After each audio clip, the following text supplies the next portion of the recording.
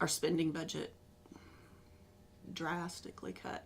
So even basic office supplies, you really have to think twice before you place that order. Office manager of EIU's Education Department, Cindy Foster, says this is one of her current struggles she faces in her 20 years on the job. After the budget impasse, Foster says they were forced to lay off the department's primary office manager. Jenny got laid off. I got to learn her job in addition to mine. So I feel like I'm doing 200% instead of my normal 100 with, of course, no extra compensation. During this transition, Foster says she was forced to change her location to the main office in which she manages all phone calls, faculty, and student dilemmas.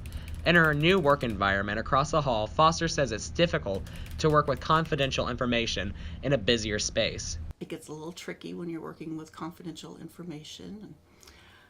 It's been an interesting learning curve, and I still don't feel like I have a good hold on everything that Jenny used to do.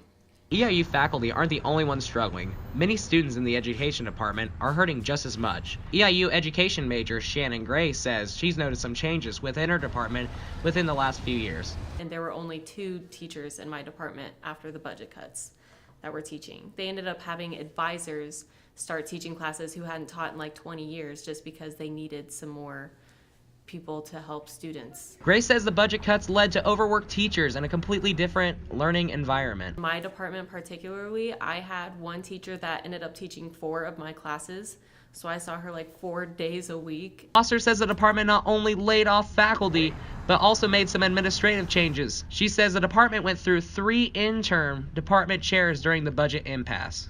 That was a little difficult. No consistency through leadership. Finally, we have a permanent department chair again, so we can maybe have some goals and reach the end of a tunnel.